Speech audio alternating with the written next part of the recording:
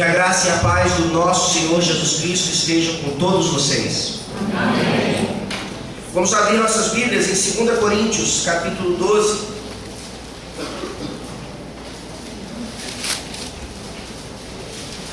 Segunda Coríntios, capítulo 12. Temos nos aproximado do final de mais uma epístola, mais um livro da Nova Aliança. E esse sermão de hoje, ele é fundamental para, obviamente, o entendimento do que Paulo está aqui fazendo com os coríntios, mas também com aquilo que eu pretendo fazer após 2 Coríntios. Provavelmente iremos para o livro de Atos. Nós estudamos o Evangelho de Lucas, estudamos agora 2 Coríntios e vamos, se Deus assim permitir, para o segundo livro de Lucas no Novo Testamento, que é Atos dos Apóstolos. 2 Coríntios, capítulo 12, eu farei a leitura dos versículos 1 a 13, mas a nossa mensagem será apenas dos versículos 11 a 13. 2 Coríntios, capítulo 12, de 1 a 13, mas a mensagem apenas dos versículos 11 a 13. Diz assim a palavra da salvação: se é necessário que me glorie, ainda que não convém, passarei às visões e revelações do Senhor. Conheço um homem em Cristo que há 14 anos foi arrebatado até o terceiro céu. Se no corpo ou fora do corpo, não sei, Deus o sabe. E sei que o tal homem, se no corpo ou fora do corpo, não sei, Deus o sabe, foi arrebatado ao paraíso e ouviu palavras inefáveis, as quais não é lícito ao homem referir. De tal coisa me gloriarei, não porém de mim mesmo, salvo nas minhas fraquezas. Pois se eu vier a gloriar-me, não serei nécio, porque direi a verdade. Mas abstenho-me para que ninguém se preocupe comigo mais do que em mim vê ou de mim ouve. E para que não me ensoberbecesse com a grandeza das revelações, foi-me posto um espinho na carne, mensageiro de Satanás, para me esbofetear, a fim de que não me exalte. Por causa disso, 3 vezes pedi ao Senhor que o afastasse de mim. Então ele me disse: a minha graça te basta, porque o poder se aperfeiçoa na fraqueza. De boa vontade, pois, mas me gloriarei nas fraquezas, para que sobre mim repouse o poder de Cristo. Pelo que sinto poder nas fraquezas, nas injúrias, nas necessidades, nas perseguições, nas angústias, por amor de Cristo. Porque quando sou fraco, então é que sou forte. Tenho me tornado insensato, a isso me constrangestes. Eu devia ter sido louvado por vós, porquanto em nada fui inferior a esses tais apóstolos, ainda que nada sou. Pois as credenciais do apostolado foram apresentadas no meio de vós, com toda persistência, por sinais, prodígios e poderes miraculosos. Porque em que tendes vós sido inferiores às demais igrejas, senão neste fato de não vos ter sido pesado? Perdoai-me essa injustiça. Amém. Amém. Vamos orar. Senhor nosso Deus, estamos chegando ao fim de mais uma epístola da Tua Escritura Sagrada no Novo Testamento. Obrigado a Deus por tudo aquilo que temos aprendido na série que Paulo aqui deixa para nós ao ter escrito essa carta tão íntima, e que o Teu Espírito Santo torna quase que atual para nós, no sentido dela ser viva e eficaz, e não ser destinada apenas àquele público daquela época, mas aos nossos corações de fato. Por isso te pedimos, ó Deus, que o Senhor hoje mais uma vez nos visite, nessa noite, assim como fez de manhã, fale aos nossos corações, nos edifica, nos encoraja, ensina-nos, nos instrui. Nós precisamos, ó Deus, conhecer mais e mais de Ti, para não cairmos em tentação. Nós precisamos conhecer mais e mais de Ti para guardar e defender a sã doutrina, a igreja do Senhor Jesus Cristo e apresentá-la imaculada naquele grande dia. Ó Deus Todo-Poderoso, nessa noite, nós precisamos entender o que o Teu Santo Espírito quer nos falar por meio dessa defesa que Paulo faz ainda de si mesmo. Ó Deus Todo-Poderoso, ajuda-nos a perceber nessa noite o Teu poder, a Tua palavra salvadora, que continua salvando na vida daqueles que entraram aqui, ainda não entregues totalmente ao senhorio do Senhor Jesus Cristo. Ó Deus, salva nessa noite, pois nós sabemos que o Teu Evangelho continua sendo poderoso para salvar. Em nome de Jesus que nós oramos. Amém. Amém. De apóstolo para apóstolo, acho que Pedro errou aqui. Essa foi uma frase dita por um auto-intitulado apóstolo, ali nas regiões de Goiânia, quando ele estudava com a igreja a epístola de Pedro, uma delas, e ele não concordou com o que Pedro havia escrito ali, mediante o Espírito Santo. E ele teve a ousadia de dizer, de apóstolo para apóstolo, acho que Pedro aqui não acertou na sua proposição. Todos nós aqui já ouvimos falar de alguém, de algum líder de uma falsa igreja que se intitula apóstolo.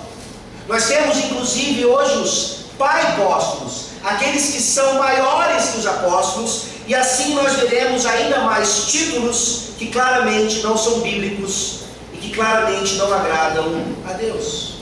Esse é um lado errado, esse é um extremo dessa falsa doutrina de que hoje ainda existam apóstolos. Mas nós temos um outro lado, um lado que também nos é muito comum aqui no Brasil. Nós entendemos que o catolicismo romano defende que o papado é a continuação daquilo que os apóstolos foram. O catolicismo romano defende que Pedro foi o primeiro papa e que todo papa após ele, então, tem exatamente a mesma autoridade que aqueles homens ali tiveram na nova aliança. Tanto é que um dos títulos do papa é o vigário de Cristo. Vigário é uma palavra que significa o substituto, aquele que está no lugar de alguém. Vejam a ousadia também dessa doutrina, de dizer que quando Cristo sobe aos céus, não é necessariamente o Espírito Santo, que agora é o seu vigário, que agora que habita na igreja e traz os ensinamentos de Cristo para a igreja, mas é um homem pecador, que assume uma cátedra, e que dali ele fala, e quando ele fala, se torna uma regra, se torna um dogma, se torna algo que precisa ser obedecido, apesar, ou mesmo que não seja bíblico. Nós temos esses dois extremos. E hoje, então, por meio desse texto que nós estudaremos, o Espírito Santo nos prepara para sermos ainda mais atentos a essas coisas, para de fato protegermos a igreja do Senhor Jesus Cristo desse vento de doutrina terrível, e para que nós entendamos realmente qual é a transição do período apostólico para os nossos dias. Paulo está aqui terminando essa carta.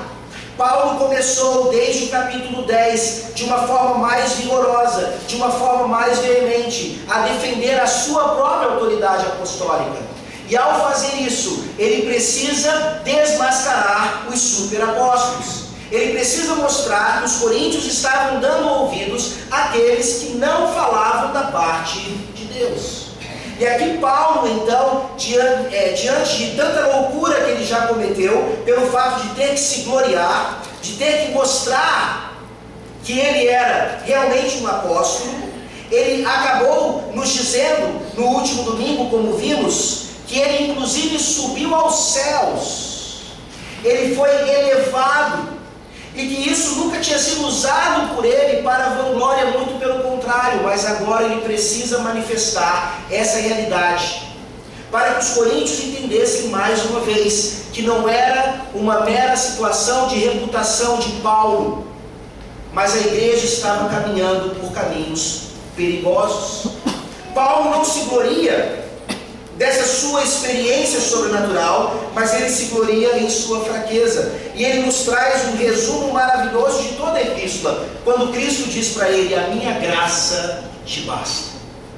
Nós vemos aqui um verdadeiro apóstolo, agora nesses versículos de 11 a 13, mostrando as credenciais do apostolado. E essas credenciais, elas nunca foram a norma da igreja, mas sim a autoridade da palavra, e não sinais, prodígios e milagres. Ora, Paulo precisa demonstrar para eles que o seu verdadeiro apostolado consistia sim em sinais, prodígios e milagres. Mas não era essa a principal credencial de Paulo. Da mesma maneira que aqueles superapóstolos supostamente faziam essas coisas, Paulo deixa bem claro aqui, mais uma vez, que as credenciais do apostolado demonstram que a norma da igreja sempre foi e sempre será a autoridade da palavra, e não a ênfase em sinais, prodígios e milagres. Nós vemos isso de três maneiras. No versículo 11, nós vemos aqui a humildade de Paulo. No versículo 12, nós vemos a credencial de Paulo. E no versículo 13, nós vemos a simplicidade de Paulo. Vejamos então como essas credenciais ainda apontam essencialmente para a palavra, e não necessariamente para o que elas também eram: sinais, prodígios e milagres. Versículo 11, a humildade de Paulo, o verdadeiro apóstolo. Tenho me tornado insensato, a isso me constrangestes. Eu devia ter sido louvado por vós, porquanto em nada fui inferior a esses tais apóstolos, ainda que nada sou. Vejam como Paulo aqui continua a temática. Ele mais uma vez repete que ele está sendo insensato, que ele precisou ser louco, que ele precisou fazer uma coisa que apenas todos fazem, que é o de se autogloriar, que é o de se vangloriar. Mas ele mostra que a razão para isso foi um constrangimento dos próprios coríntios. Eles deveriam ter feito alguma coisa a respeito dos superapóstolos. Eles deveriam ter se levantado e protegido e defendido Paulo daquelas falsas acusações, mas eles ficaram calados. Eles se tornaram coniventes, eles foram cúmplices daquelas falsas acusações. E assim, ao não protegerem o próprio Paulo, eles não estavam protegendo a igreja do Senhor Jesus Cristo. É por isso que Paulo fala então que eles deveriam ter louvado o próprio Paulo. Entendam, meus irmãos, não é que Paulo está aqui buscando o louvor de homens, não é que Paulo está aqui buscando um mero elogio para fazer uma massagem no seu ego, não. Ele está dizendo: quando vocês não fizeram isso, vocês abriram as portas da igreja para que ela fosse infiltrada de falsos mestres, lobos no meio de ovelhas que estão prestes a devorar vocês. Por favor, dê uma olhadinha na sua Bíblia. Qual era a atitude que os coríntios deveriam ter tido? Lá em Apocalipse capítulo 2, versículo 2. E essa, sem dúvida, é a atitude que todo crente deve ainda ter nos dias de hoje. Apocalipse 2, versículo 2. Talvez você não tenha contato com os supostos apóstolos dos nossos dias, mas vocês estão em contato constante com os mestres, e vocês precisam ver se eles de fato falam da palavra de Deus ou não. Apocalipse 2, versículo 2. Conheço as suas obras, tanto o teu labor como a tua perseverança, e que não pode suportar homens maus, e que puseste à prova os que a si mesmos se declaram apóstolos, e não são, e os achaste mentirosos. Até hoje, meus irmãos, nós precisamos fazer isso. E é para muita tristeza do nosso coração que nós vemos aí pessoas ainda enganadas nesses tipos de comunidades, onde realmente esses líderes, que são lobos, estão ali ainda se considerando apóstolos e sendo considerados apóstolos por aquelas pessoas também. Vejam o que o comentarista Matthew Henry fala a respeito desse versículo. É algo que nós devemos a homens bons, o fato de nos levantarmos em defesa de suas reputações, e estamos debaixo de uma obrigação especial para com aqueles de quem recebemos benefício, especialmente benefício espiritual, de termos como instrumentos de Deus para o nosso bem, e de defendê-los quando eles são caluniados e difamados por outros. É exatamente isso que não estava acontecendo na igreja de Corinto.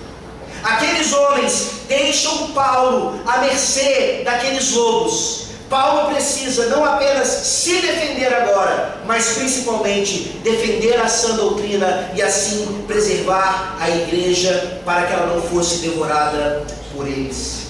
Nós vemos aqui então a verdadeira humildade de Paulo, que sabia, reconhecia o seu lugar, reconhecia a sua importância no meio dos coríntios.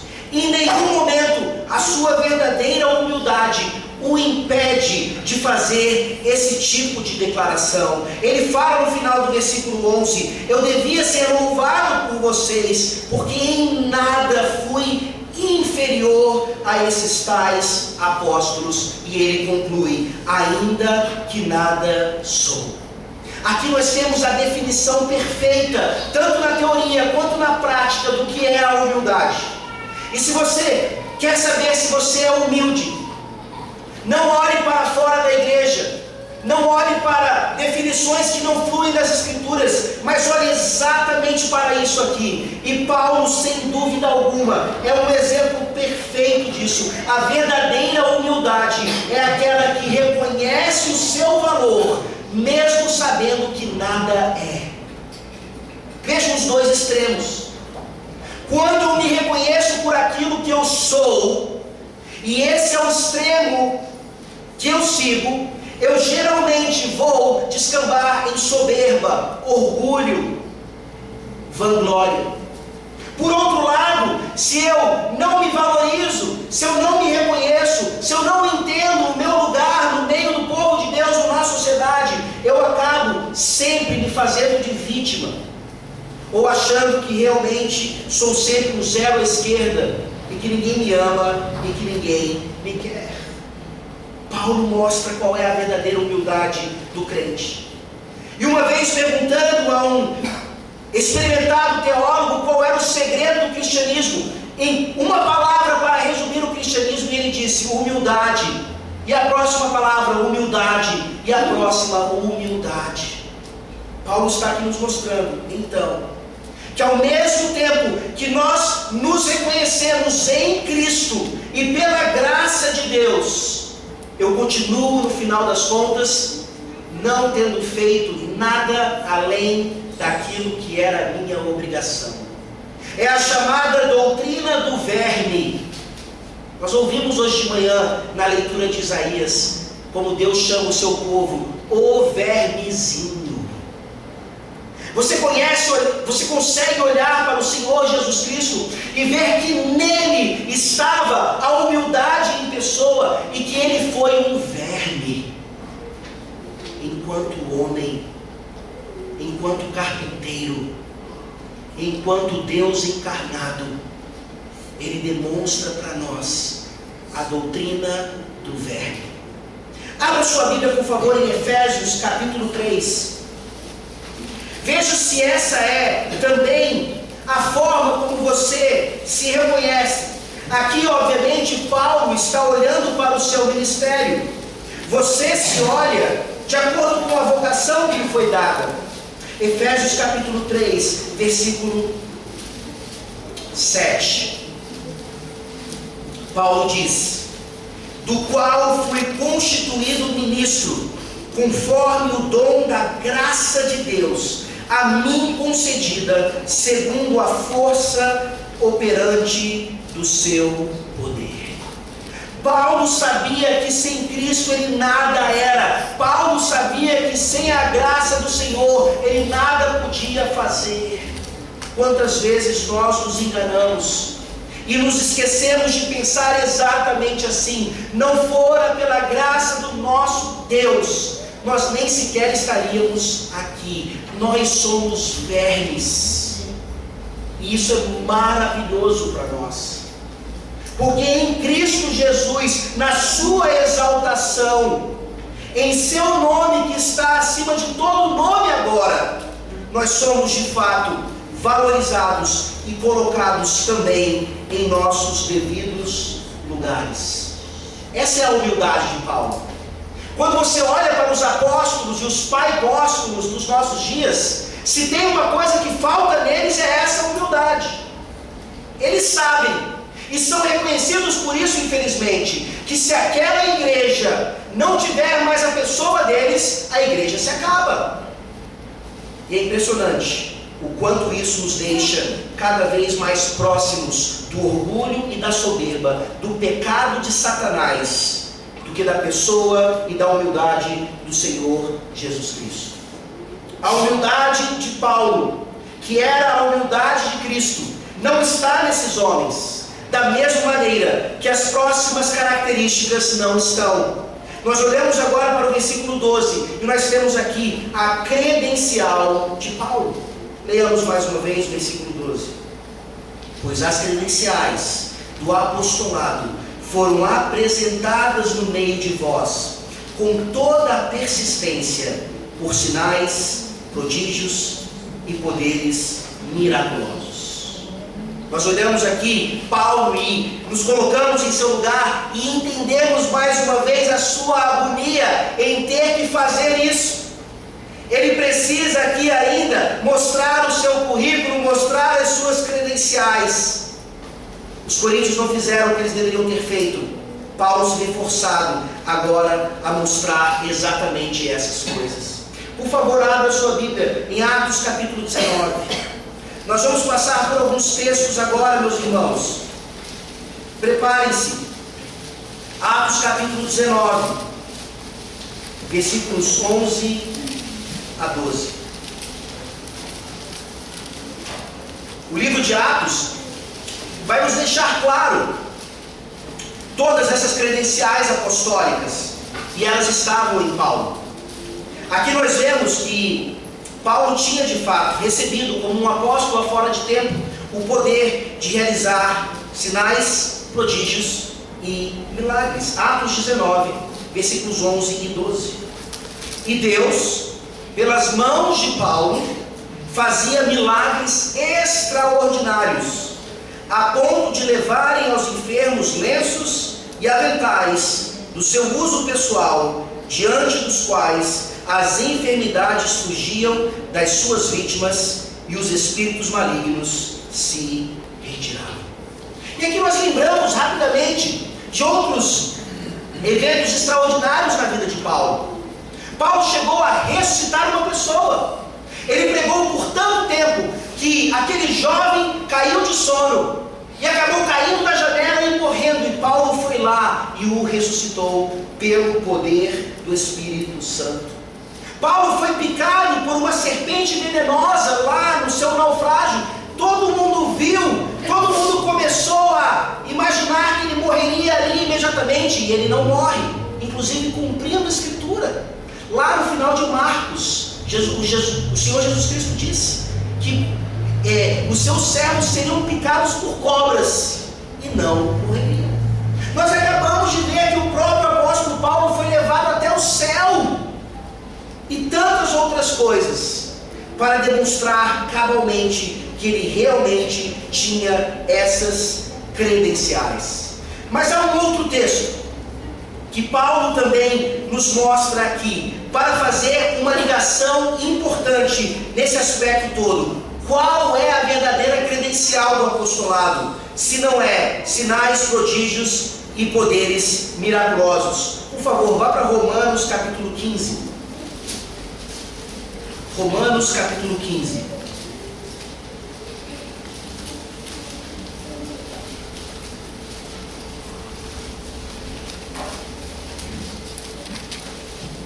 Romanos 15, versículos 17 a 19. Por favor, prestem atenção nessa conexão aqui entre os sinais e maravilhas e a palavra de Deus. Romanos 15, a partir do versículo 17. Tenho, pois, motivo de gloriar-me em Cristo Jesus, nas coisas concernentes a Deus, porque não ousarei discorrer sobre coisa alguma, senão sobre aquelas que Cristo fez por meu intermédio, para conduzir os gentios à obediência, por palavra e por obras, por força de sinais e prodígios, pelo poder do Espírito Santo, de maneira que desde Jerusalém e circunvizinhanças até o Ilírico tenho divulgado o Evangelho de Cristo. Essa sempre foi a principal credencial. Essa sempre foi a credencial mais importante. Não os sinais, não os prodígios, não os milagres, mas esses associados à palavra. E aqui nós temos uma doutrina fundamental para os nossos dias. E você, aqui nessa noite, se ainda não entende muito bem qual é a relação da palavra de Deus e a palavra completa, fechada, sem mais a necessidade de nenhuma revelação nova, com aquilo que supostamente ainda acontece hoje, a qual nós damos o nome de dons extraordinários do Espírito Santo. Por favor, preste atenção nessa seguinte afirmação: sinais, prodígios e milagres, eles tinham um propósito específico: revelar o poder de Deus, sem dúvida alguma, e autenticar a palavra naqueles servos de Deus. Sinais, prodígios e milagres nunca foram um fim em si mesmos. Eles sempre tiveram esse objetivo secundário, eles eram secundários a esse objetivo principal e primordial: revelar o poder de Deus e autenticar a palavra de seus servos. Vamos dar uma passeada agora por toda a Bíblia, e nós vamos entender que quando nós olhamos para a Escritura Sagrada e nós nos submetemos a ela, nós percebemos que há 3 grandes períodos em que sinais, prodígios e milagres se manifestam. O primeiro deles é Moisés. Por favor, abra sua Bíblia em Êxodo capítulo 14, versículo 31. Êxodo capítulo 14, versículo 31.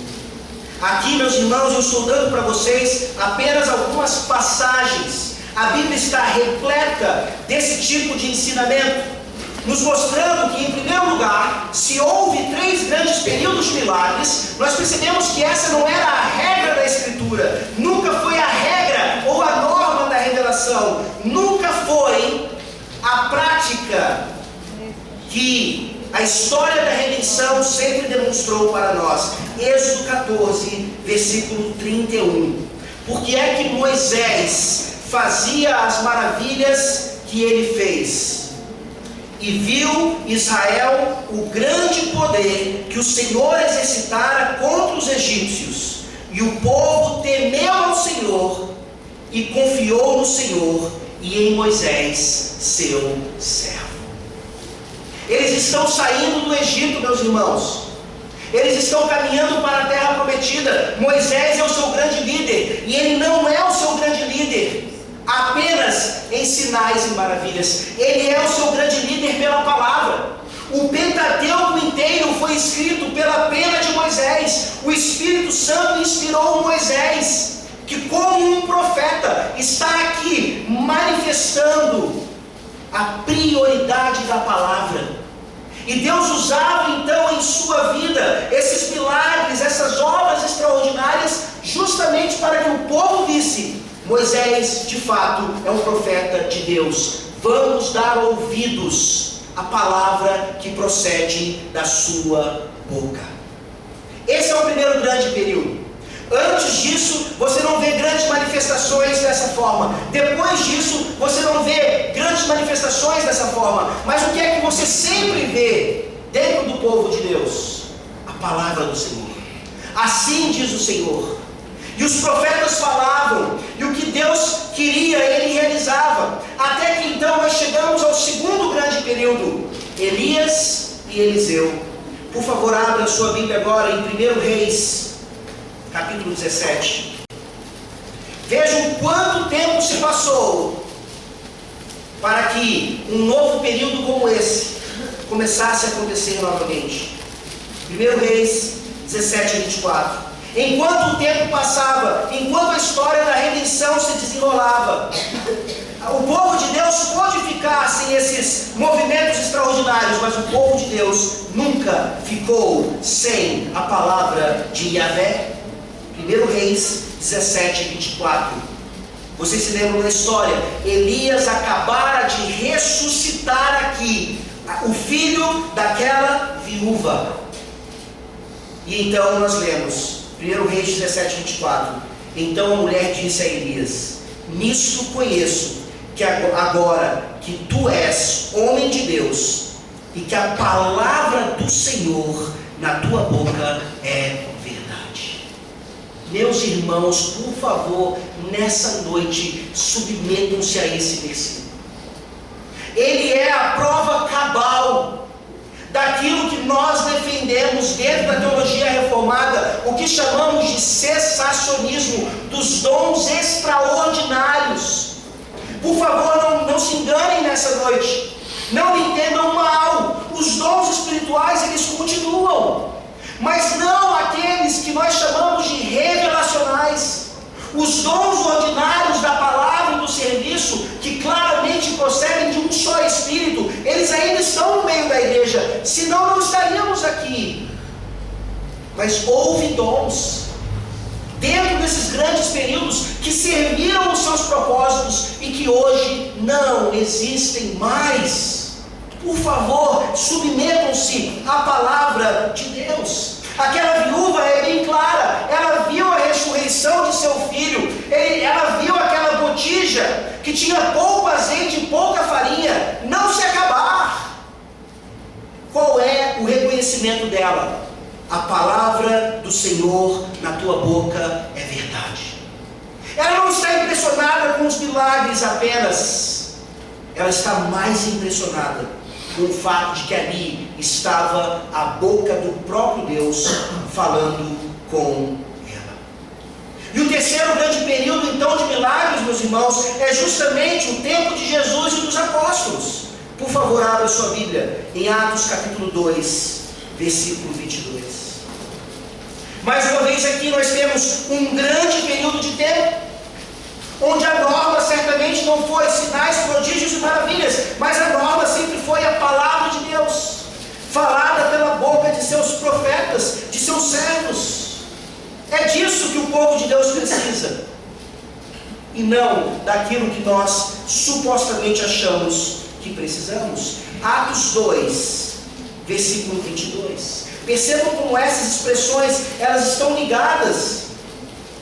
Varões israelitas, atendei a estas palavras. Jesus, o Nazareno, varão aprovado por Deus diante de vós, com milagres, prodígios e sinais, os quais o próprio Deus realizou por intermédio dele entre vós, como vós mesmos sabeis. O próprio Senhor Jesus Cristo aqui, o Nazareno, o varão aprovado por Deus, ele é considerado, ele é colocado debaixo dessa categoria. Um verdadeiro profeta de Deus, porque junto à sua palavra estavam ali aquelas credenciais. O povo olhava para Jesus Cristo, via os seus milagres, via os seus prodígios e dizia: estamos diante do próprio Deus. Mais uma vez, a Bíblia não podia ser mais clara, a palavra tem a ênfase. E nós olhamos, infelizmente, para essas comunidades que enfatizam ainda esses supostos milagres, esses supostos dons extraordinários, e nós percebemos ali uma realidade cabal. Nessas comunidades que ainda apreciam e buscam essas coisas em primeiro lugar, não há palavra de Deus. Falta uma doutrina de fato sólida para tirar aquelas pessoas daquela cegueira espiritual, onde num ciclo vicioso elas buscam cada vez mais essas coisas, e essas coisas continuam cegando-as ainda mais. Não se enganem, meus irmãos. Satanás, que se transforma em anjo de luz, como nós vimos aqui, ele pode, no meio dessas comunidades, realizar essas coisas para que o povo continue cego, para que o povo continue dando mais atenção a isso do que a própria palavra. Jesus Cristo é tido como um profeta aprovado por essas credenciais também. E agora vejam, Hebreus capítulo 2, o texto que nós lemos na nossa liturgia. Hebreus capítulo 2, não só Jesus, mas também os seus apóstolos.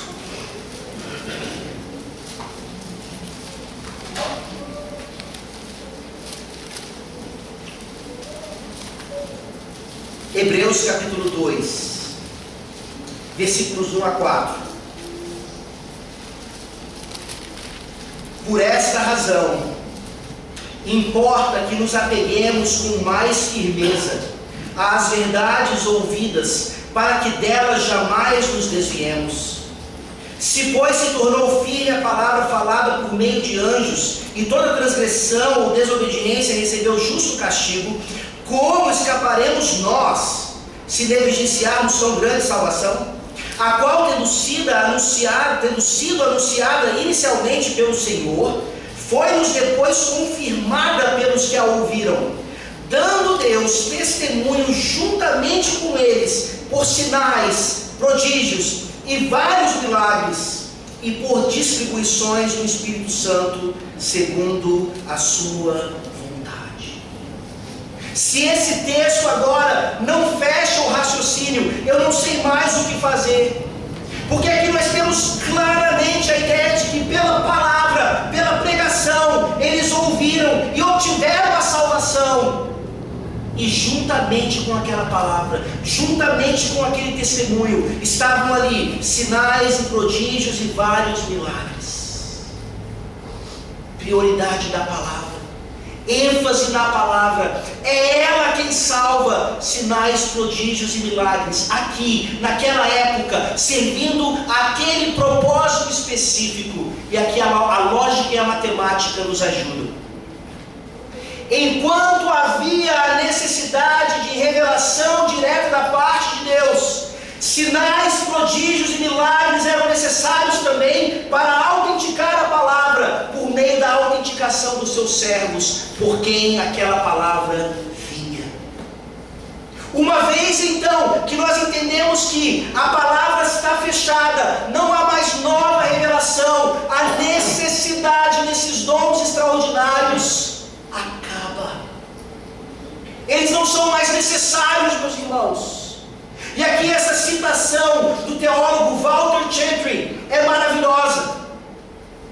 Ele diz: é uma conclusão inescapável do estudo da Bíblia, que nenhum servo verdadeiro de Cristo receberá o poder de realizar milagres, a não ser que ele esteja diretamente associado com profecia, ou seja, nova revelação. Sempre que virmos homens realizando milagres pelo Espírito de Deus, nós devemos esperar uma comunicação inspirada e direta de Deus por meio deles. A conclusão é inescapável. Se você aqui nessa noite, por causa da sua experiência pessoal, ou porque você viu isso com seus próprios olhos, e você não consegue se submeter à autoridade das Escrituras, você ainda não consegue entender que no meio da nova aliança, no século 21, depois da era apostólica, Deus não mais faz essas coisas por meio dos seus servos. então você precisa admitir que nova revelação ainda é possível. Você precisa admitir nessa noite que o cânon sagrado não se fechou com Apocalipse, ou seja, a revelação ao apóstolo João. Uma coisa está ligada à outra. E eu tenho certeza absoluta que você tem temor em dizer que Deus é tão soberano que Ele poderia ainda trazer nova revelação. Você sabe que isso não é possível. Você sabe que isso é blasfêmia. Você sabe que isso não é dar verdadeiro louvor ao Deus que não mais fala diretamente por profetas, mas que continua falando por meio da sua palavra totalmente autoritativa. Da mesma maneira que nós não temos mais nenhuma nova revelação, glória a Deus por isso, nós não temos mais sinais, prodígios e milagres. Entendam bem, meus irmãos, o nosso Deus continua tão sobrenatural quanto Ele sempre foi. Deus continua intervindo no meio do seu povo. Deus continua realizando curas maravilhosas. Deus continua fazendo coisas que as nossas orações pedem e Ele realiza apesar de nós ou além de nós. Não é isso que eu estou dizendo. O que eu estou dizendo é que essas igrejas que ainda caminham por aquilo que nós chamamos de doutrinas carismáticas ou pentecostais, elas precisam de uma vez por todas se submeter à palavra de Deus e o que a palavra diz a respeito disso. Vejam, não é um mero debate entre presbiterianos que não têm o Espírito Santo e aqueles que têm o Espírito Santo e o fogo, não é isso. É o que a palavra de Deus diz. Não é o que nós percebemos ao longo da história simplesmente. Parece realmente que Deus parou de fazer isso. Não. Ou é a palavra nos dizendo isso, ou os dons extraordinários, revelacionais, ainda estão aí para serem praticados. Que nós, mais uma vez, nos submetamos à palavra de Deus e à sua total autoridade, e à sua prioridade, e à sua ênfase, colocando essas coisas nos seus devidos lugares, com seus propósitos específicos. Ora, Paulo não para aqui. Voltemos ali para 2 Coríntios capítulo 12. Ele apresenta essas credenciais, ele fala da questão de sinais, prodígios e poderes miraculosos, mas ele diz uma coisa muito interessante. Essas credenciais foram apresentadas no meio de vós com toda a persistência. Mais um argumento aqui. Paulo está falando de coisas que serviram àquele propósito, pois os apóstolos estavam ligados àquilo, e mesmo outros cristãos que não eram apóstolos e que realizavam aquelas coisas estavam ligados aos apóstolos, e só por isso então podiam realizar aqueles sinais, prodígios e milagres. Mas vejam então um outro texto fantástico.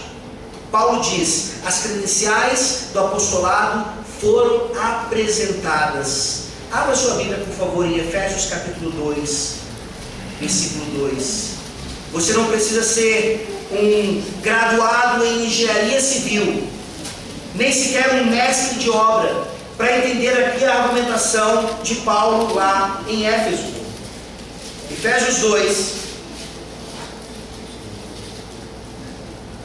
versículo 20.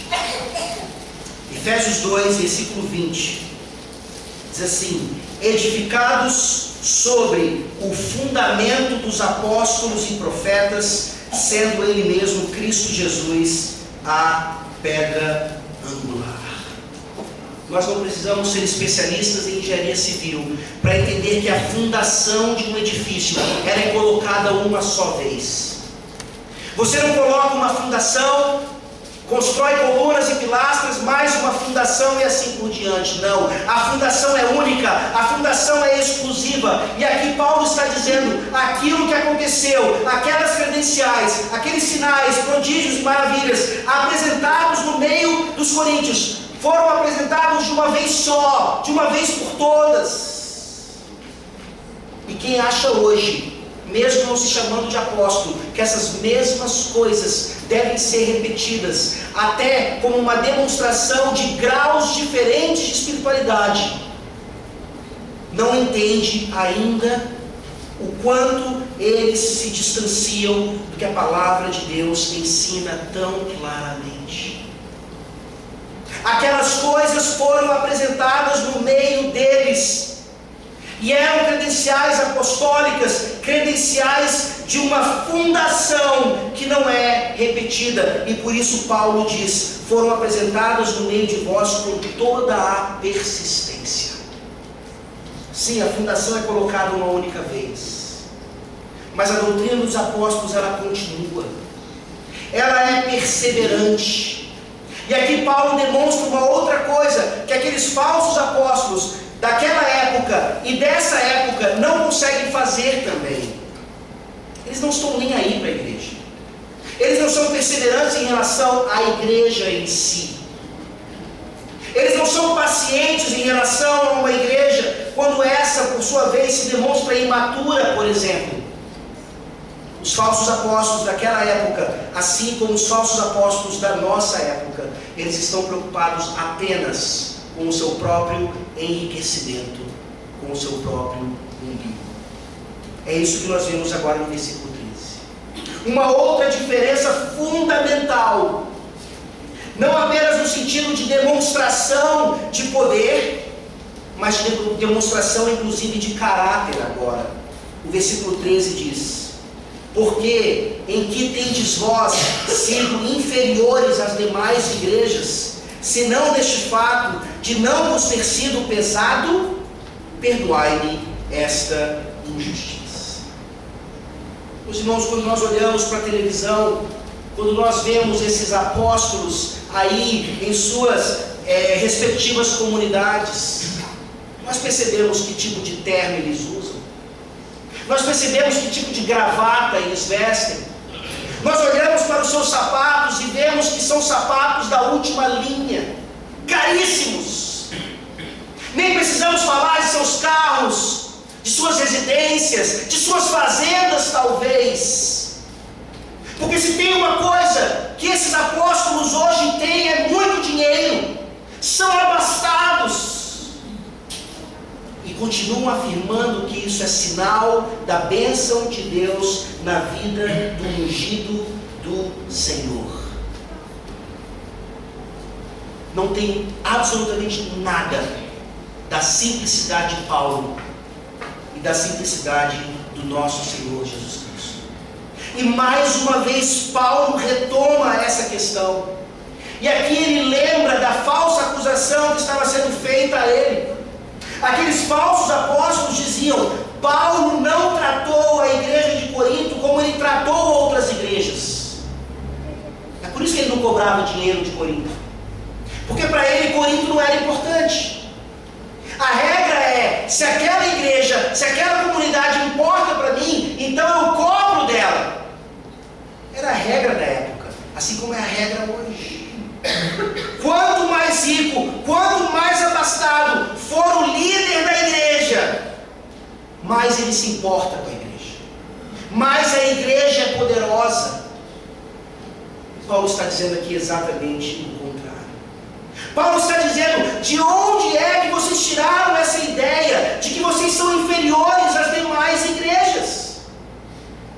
O que é mais que vocês querem? Outras igrejas estão tirando da sua pobreza para me sustentar, enquanto aqui em Corinto eu não pedi um centavo sequer para vocês. A gente já trabalhou essa ideia, por que ele não fez isso? Nós vimos que Paulo não queria ser pesado àquela igreja por causa daquelas diversas razões. E aqui ele, de forma sarcástica, mais uma vez para atingir o coração deles, para que eles fossem confrontados e tirassem aquelas heresias de seus ouvidos e mentes, ele, de uma forma sarcástica, pede perdão por aquela injustiça. Paulo era pastor daquela igreja, Paulo era ministro daquela igreja, Paulo estava preocupado com aquela igreja, e ele não cobrava ser a dedicação exclusiva daquele povo ao Senhor Jesus Cristo e a rejeição dos falsos apóstolos. Você consegue ver aqui a simplicidade real de Paulo, que não se preocupava com essas coisas. Enquanto hoje em dia e naquela época o dinheiro ainda fala muito alto diante daqueles que infelizmente são de fato lobos no meio de ovelhas. Essa simplicidade de Paulo era fruto de sua humildade real.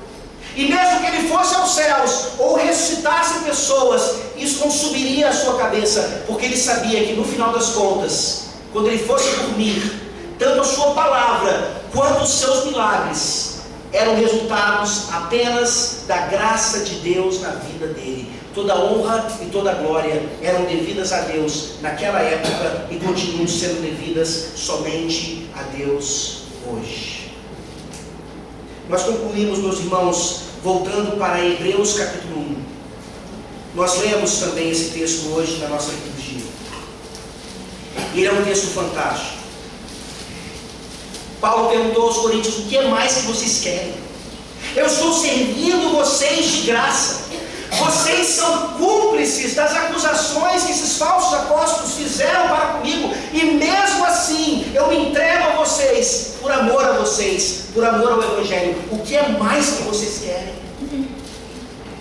E a pergunta hoje continua assim. Nós já temos a palavra de Deus completa, nós já temos ela maravilhosamente guardada para nós por várias gerações. O que é mais que nós queremos?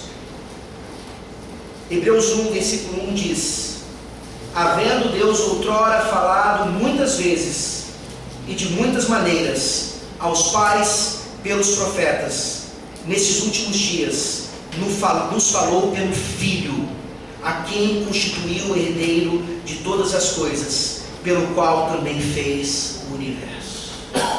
Não se engane, se você aqui nessa noite ainda tem uma necessidade intrínseca de ver milagres, de saber ou fazer aquilo que pessoas espirituais realmente fazem,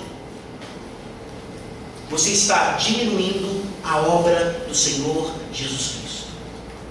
É isso que todas essas comunidades fazem por aí, mesmo que eles não saibam ou tenham consciência disso.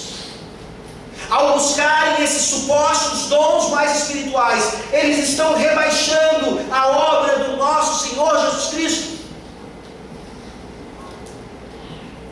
Claramente nos é dito aqui que enquanto Deus falou de diversas maneiras no passado, quando Cristo veio, Ele é a profecia, Ele é a voz de Deus, Ele é, juntamente com a sua obra na cruz, a maior autenticação da palavra de Deus na vida dos verdadeiros servos de Deus. A revelação completa, plena, é mais poderosa do que qualquer sinal, prodígio ou maravilha. Eu digo para você aqui nessa noite, tecnicamente, se você ainda não é um cessacionista, se você ainda não consegue crer nesse tipo de coisa, eu conclamo a você a estudar mais sobre esse assunto, porque não sendo isso, você rebaixa a obra do Senhor Jesus Cristo, tudo aquilo que Ele fez, e você ainda deposita esperança na sua experiência. Mas eu fiz isso, pastor, eu vi isso acontecendo. Você não viu a cruz de Cristo, mas você a ouve domingo após domingo. Essa é a maior autenticação da palavra de Deus. Amém. O que é que mais nós queremos além disso? Que o Senhor Deus tenha misericórdia de nós. Vamos orar.